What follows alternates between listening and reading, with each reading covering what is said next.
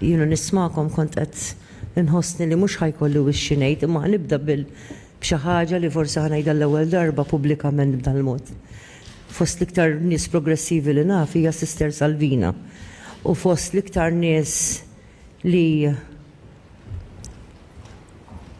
jażlu li flok jgħixu fil-kumdita fil-kwiet ta' darhom imma jiftħu qalbhom għal ħaddieħor proprju s-surijiet tal-karità li f'kull inizjattiva li nafhom jieħdu dejjem ikunu minn ta' quddiem kif spjegat tajjeb Nora permezz anke tal-Fondazzjoni St. Jean Antide li ifittxu dawk l-irqajja li b'xi mod jew ieħor nintilfu u jisom jintilfu minn quddiem għajnejna.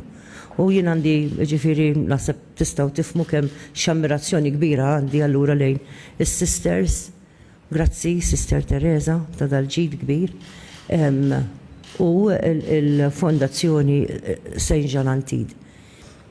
Jien ħammur daqsxejn iktar lura kif ġiet din, imma naħseb ħareġ żgur ċertu like-mindedness u like-heartedness.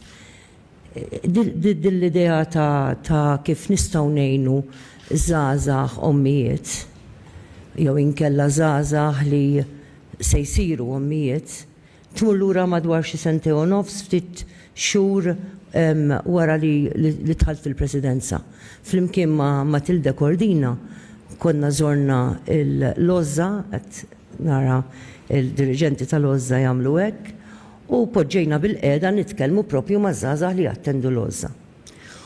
U poġġejna nitkellmu wkoll mal-uffiċjali ta' dal-programm Mozza, ġifieri dan huwa il-programm ta' fejn konna School Girl Mothers veru, fejn qed isir ħafna ġid, irrid nistqar li huwa ħalqormi veru, qiegħed iċ-ċentru u fost affarijiet li ħarġu kien dar riskju li hemm ta' ċertu speċjalment ommijiet żgħażagħ li sfortunatament il-familja forsi ma tkunx qed tilqaħħom biżżejjed u anke wħud minnhom jispiċċaw anke ma' perpetrators li jkunu qegħdin jabbużawhom għax m'għandhomx alternattiva fejn propju imorru jinġabru fil-paċi u fis-serenità mat-tarbija tagħhom.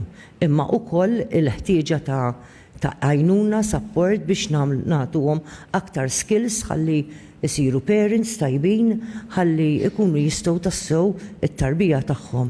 Jenu timxi l-qudiem imma wkoll naturalment l-ewwel iridu jgħinu lilhom infushom.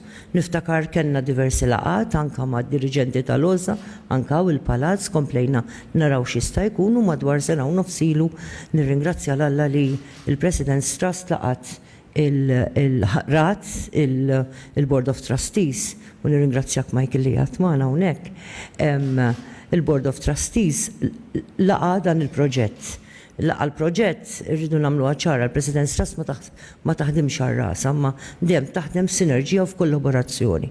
U l-aktar ħaġa li importanti il-President's Trust apparti li nevalwaw bl-aktar mod profond u permezz ta' speċjalisti u esperti fis-settur li nkunu qed nittrattaw bih, il-validità tal-proġett innifsu u naturalment il-costings ukoll tal-proġett għaliex ma tistax tidħol f'xi ħaġa mingħajr ma tara jekk għandekx il-mezzi finanzjarji, tfittex biex issib sieħba li tkun affidabbli u li tkun li għandha dik kapaċità. U mill-ewwel ġejna biex inħarsu lej il-Fondazzjoni St. Jean Antide.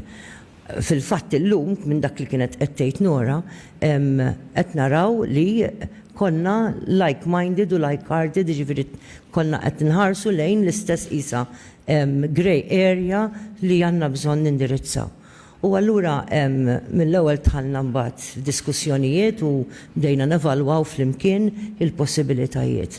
U jiena rrid ngħid, ġifieri nħossni farħana ħafna li għandna dal-partnership importanti, għandna dil-kollaborazzjoni importanti, jiena nħossni ngħidha buċċi minn quddiem brasi mistrieħa li da se jkun programm li ħajimxi l qudiem għaliex kull ma tmiss il-Fondazzjoni St. Jean Antide isir b'ħafna professjonalità imma b'ħafna mħabba, ġifieri il-professjonalità twaslek, imma daqskemm twaslek il-professjonalità l-mħabba biex tikseb dak ir-riżultat holistiku jien ma nara xejn aqwa minn hekk, jiġi minn dit tlaqqija ta' dawn iż-żewġ rekwiżiti fil-fema tiegħi importanti fis-settur soċjali. U allura nħossni li dan se jkun pass fid-direzzjoni mhux biss tajba ma pass fuq art soda biex jekk Alla jrid dan il-proġett ta' Y-Assist ikompli jiżviluppa ruħu.